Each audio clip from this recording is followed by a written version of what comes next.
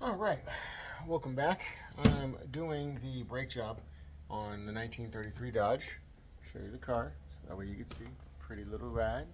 I already did one side, and right now I am working on a second side. I already took off a cylinder. I'm about to open the new cylinder, but I wanted to show the difference between this cylinder and the new cylinder. So let's get the new cylinder opened up. There's a brake cylinder. It comes with one washer, which I found out yesterday. It's going to need two. They give you one for the inside, which is fairly nice. I'm sure I could do it with one, but I prefer two. Stops most leaking from both sides. Okay, trash. So now, the comparison.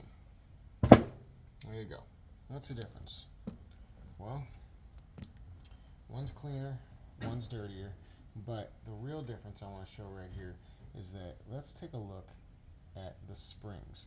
So you take off this boot gently, and then you have this cylinder. You can see it wants to pop out. Really, really good. So there's that, right? And then there's our black.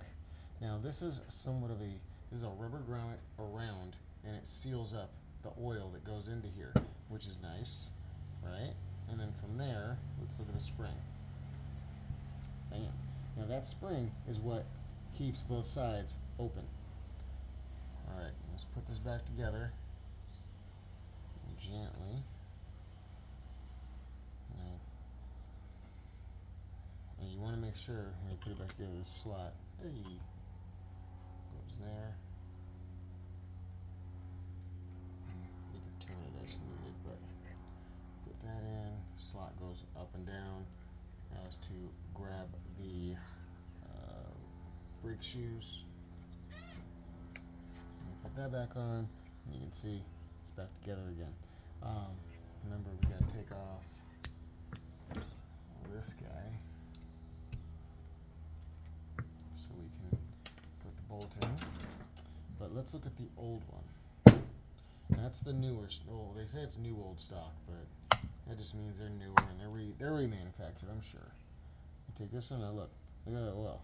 That's brake fluid, and this is why I've been bleeding.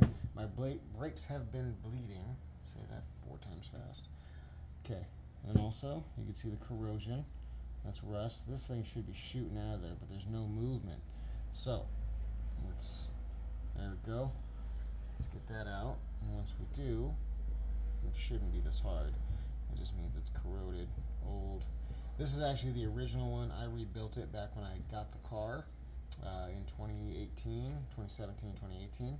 And you can see here the rubber grommet is not moving. It's stuck in there. All right, so let's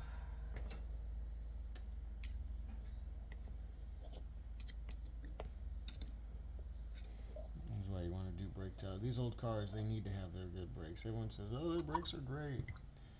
Okay, now that's out. And that's the difference.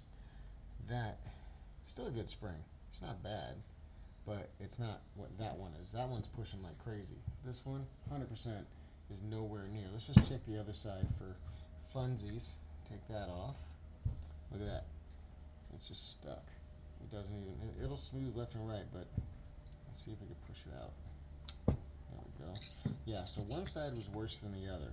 It looked like this would be the side that goes towards the front driver, but it's definitely corroded. It's got a bunch of stuff on it. You can see all that gunk.